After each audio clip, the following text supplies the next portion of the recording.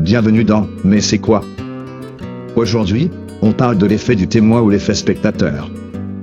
Imaginez la scène, vous êtes en pleine rue, vous vous étouffez avec un bretzel, ou vous vous faites agresser par un clown triste. Il y a 50 personnes autour de vous.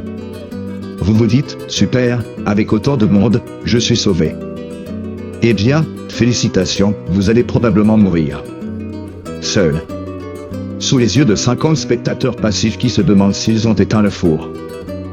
Mais c'est quoi ce bug dans notre logiciel social?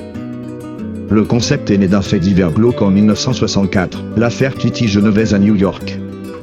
Une femme assassinée pendant que des dizaines de voisins entendaient ses cris sans appeler la police.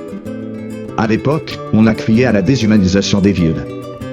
Mais deux psychologues, Darley et Lathaney, se sont dit, et si c'était pas de la cruauté, mais juste de la logique mathématique foireuse? Ils ont découvert que plus il y a de témoins d'une urgence, moins chaque individu se sent responsable d'intervenir. C'est ce qu'on appelle la dilution de la responsabilité. Voyez ça comme une équation de la survie. Si vous êtes seul avec la victime, votre part de responsabilité est de 100%.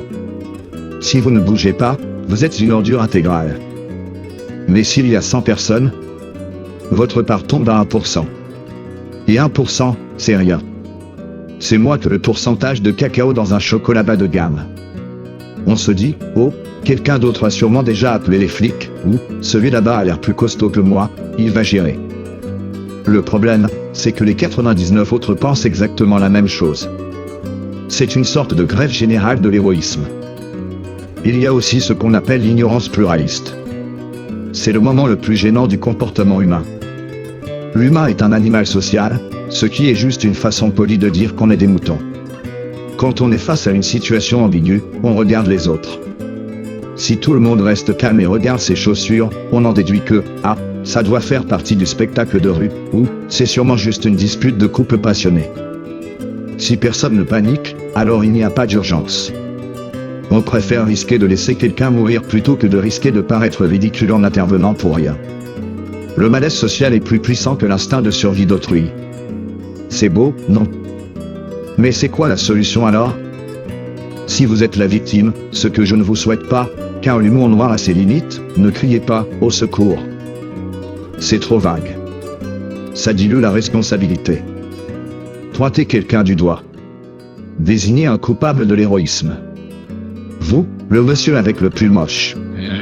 Appelez une ambulance. Là, soudainement, sa part de responsabilité remonte à 100%. Il ne peut plus se cacher dans la masse. Il est coincé par votre doigt accusateur. C'est la seule façon de briser le sortilège de l'inertie.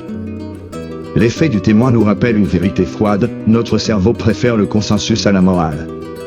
On est programmé pour ne pas faire de vagues, même si quelqu'un se noie dedans. C'est une statistique terrifiante, mais la prochaine fois que vous verrez un attroupement autour d'un drame, rappelez-vous, vous n'êtes pas un spectateur, vous êtes un paramètre d'une équation qui est en train de foirer. C'est tout pour aujourd'hui. Si vous avez aimé cette vidéo, ne comptez pas sur les autres pour la partager, faites-le vous-même, ou la dilution de la portée va la tuer dans l'œuf. Dites-moi en commentaire, mais c'est quoi, l'escalade de l'engagement? Pourquoi on s'entête dans nos erreurs? On en parle au prochain épisode. À bientôt, et essayez de ne pas mourir en public, c'est très impoli pour les passants.